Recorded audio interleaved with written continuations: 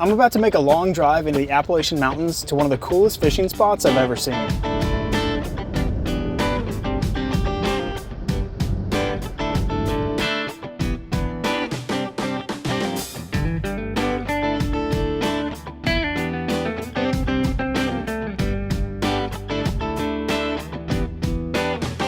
Now, one thing I always say is that a harder a fishing spot is to access, the better the fishing is gonna be. But that doesn't mean you can't make it just a little bit easier on yourself.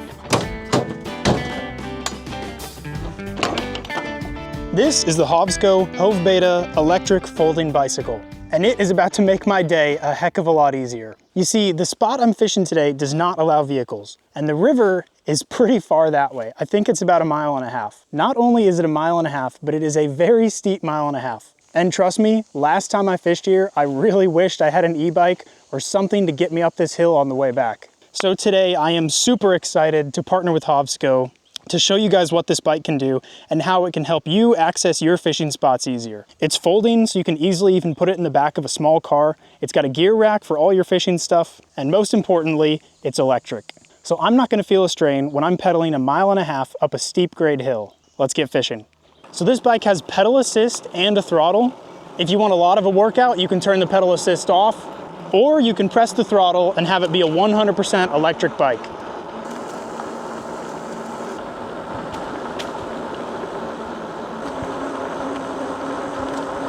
Well guys, here's the spot we're fishing, and did I tell you it was cool or what? I fished here once before, I did really well, and that was actually in winter. So I am super excited to see how this spot does in summertime. Plus we got some water running over the dam, which wasn't here last time. This is gonna be good. I think what I'm gonna do is I'm gonna park down there, and then I'm gonna walk over here and cast on this side. This side looks a little shallower than that side. Last time, that side is where I caught most of the fish. So I'm just gonna try this side out really quick, and if it doesn't work, then I'm just gonna wade on over to that side and fish over there. All right, so I am slowly making my way up to where I'm gonna fish here. And this is like mega rattlesnake country. So if any of you guys find this spot for my video, just be really wary about where you're walking, because there are a ton of rattlesnakes in this area. Oh, there's a fish right there. It's a little bass. I mean, I already knew it, but there's fish here. I see some little panfish sitting over there, but I think all the bass and trout and walleye and everything are gonna be out in the middle. They're all gonna want that running water. I'm gonna try a cast with the wacky rig here really quick. Water right there is like 4 feet deep. It's possible there's something in there. On hot sunny days like this, wacky rig is a great thing if you're trying to catch bass. Smallmouth, largemouth, spotted bass, it doesn't matter, they love it. One's trying to bite it. Big fish right there. Might be, I don't know what that is, that might be a bass. Guys, there's a good fish right in there. Probably like a 2-3 pound spotted bass, I think. All right, I don't see it anymore, but that's a really good sign. I might have to switch to a spinner or the Banshee paddle tail or something that has a good chance to catch trout too, because I know there's a lot of trout in here. Oh, one's got it. Oh! I just watched one steal my Senko, and I'm realizing I don't think I have a replacement. Okay, I think the only thing I have that would maybe work as a wacky rig is these little leech baits. Yeah, that works. It's kind of weird, but it works. He's on it again. Got him. Got him. That might be the same fish.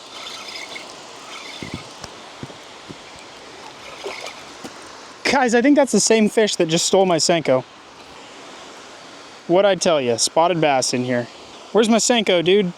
Well, I mean, he didn't eat it. He just bit it, and I jerked it out of his mouth, and it probably settled to the bottom. But y'all, that's cool. Barely just got here. We're already on a fish. Thanks for biting, dude.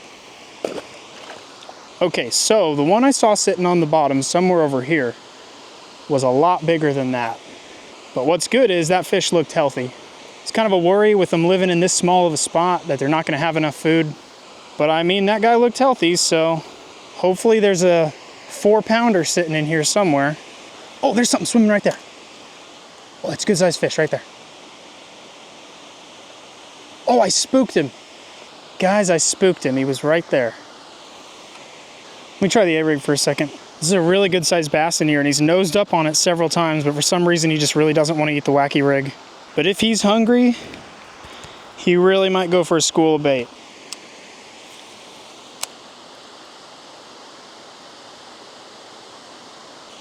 Well, I don't know what's going on, but I'm gonna leave that bass alone. He's not interested in biting.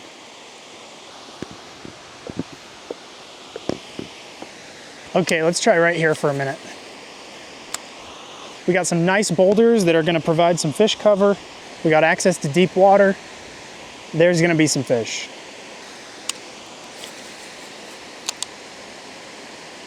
I got a chaser. Oh, good sized bass, just chased it. Good sized bass. There's another one over there. Okay, there's fish here, guys. Man, it's so fun fishing this clear water. I mean, you can just see everything swimming around. My sympathies to anyone that only fishes muddy water. That used to be me, so I feel ya. Okay, I'm gonna see if I can get closer to the dam. There might actually be something right in here. This is really deep. Oh, bass just followed this thing. I think it's another spot. Let me try the wacky. The wacky rig is just such a good follow-up bait. If you see a fish and you're having trouble getting it to bite, wacky rig usually does it. Or really anything that sinks really slow. There he is. Oh! Well, I just jerked the bait out of his mouth, so I don't know if he's gonna bite again.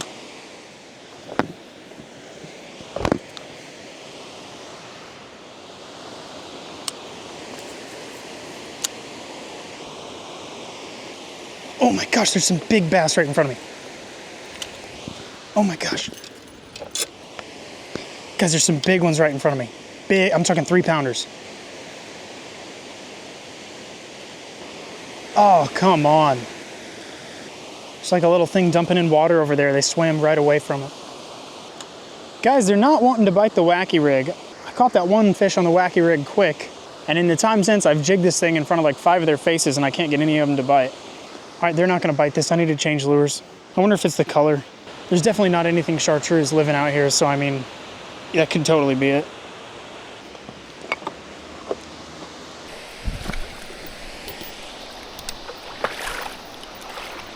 Holy cow, that water is cold. I guess, I mean, look how tall that dam is. Water in that reservoir is super deep, super cold. Makes sense.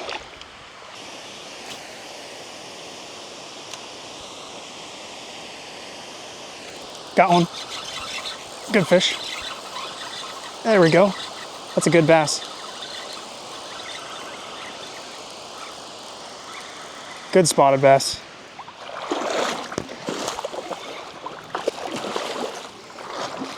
That is a very good spotted bass. All right. Had to go finesse, guys. Weightless EFH worm. Make these myself, engineeringhooksettes.com if you're interested. This is the same size as those ones I've been seeing swim around. Man, spotted bass are so pretty. This guy's a little messed up. I don't know what's going on with him. He's got some damage here and then on his fins. Maybe he's recovering from spawn. I don't really know. I'm gonna weigh him just for the heck of it. 1.58. Keeper spotted bass. That's a nice fish. Let's put him back. Whoa. There he goes. All right, well, that's cool. It's been like an hour since I caught that first fish that was a little smaller. I've seen so many of them up to like, I'm telling you, 3, maybe 4 pounds swimming around over in that corner. And I mean, I've swam lures right in front of their face and they just weren't interested. But one thing I noticed when I just caught that fish was I was taking a bunch of pictures on my phone of the dam. And so I casted it out and I just let it sit there on the bottom for probably like 30 seconds. And then when I started reeling again, that's when he bit. Kind of checks out because it's so hot and sunny. So these fish just probably want lures like insanely slow. Thankfully, the EFH worm is a pretty good finesse bait, especially when you got it rigged weightless. Let's send it out there again, see if we can get a 4-pounder.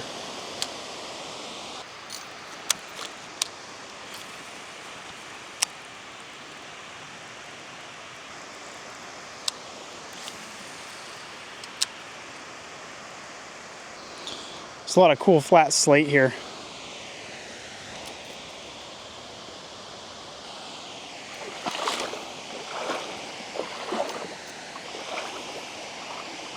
And guys, look at this drop off over here. It goes from ankle deep water to probably like 6 feet.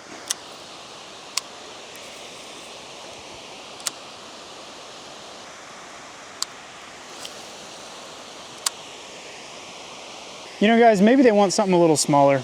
They're not biting the A-rig, but I think maybe they'll go for a solo paddle tail. This is a 1/8 ounce jig head with a 1/0 hook. And on that, I've got a silver EFH Banshee. you're interested in these, engineeringhookssets.com, link in the description.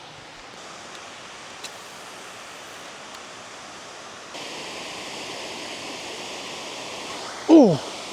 Oh, I just got smacked. There he is. There he is. No! Ah, that was a good fish. I don't know how the heck he didn't get hooked. Bit twice and everything.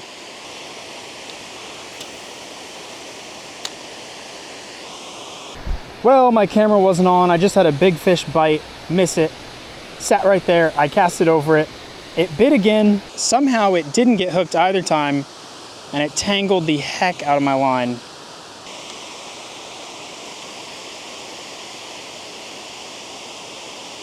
There we go. There we go. That's a good one. That's a really good one.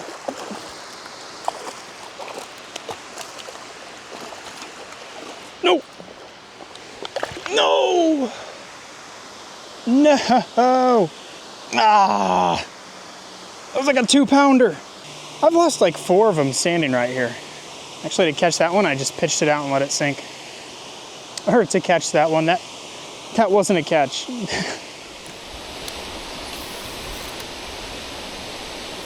Big bass falling. There he is. He's on, he's on, he's on. Got him.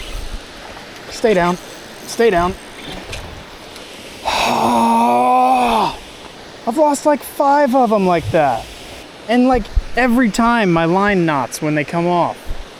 Dude, my hook's sharp and everything. I don't know what the heck's going on. And like, these are nice fish. There's one. Oh my gosh. Guys, I might have to leave in a minute. I think I heard thunder. Definitely don't want to be standing out in the water holding a fishing pole if there's lightning nearby.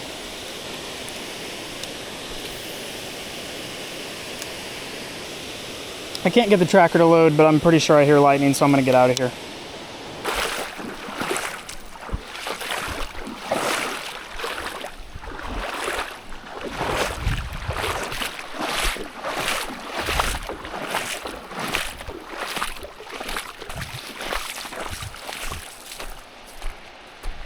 Y'all, the bite's probably about to pick up because we got a thunderstorm rolling in. Usually that makes them go crazy, but I don't want to be the tallest thing out here standing in the water with a fishing rod in the middle of a thunderstorm. So I gotta bounce. This is where the Hovsco Hovbeta really comes into play, because trust me, after 6 hours of fishing in the sun, I really do not want to walk 1.5 miles up a steep grade road. I'm probably not even gonna pedal. I'm just gonna go throttle only and send it right up in the truck. I'll probably be there in 2 minutes. This is gonna be so nice because last time I was fishing this spot, I didn't put it in the video or anything, but my shoe actually ripped the sole out right under that pipe, and I had to walk the entire way back up to my truck barefoot in the rain. What I would have done for an electric bicycle back then.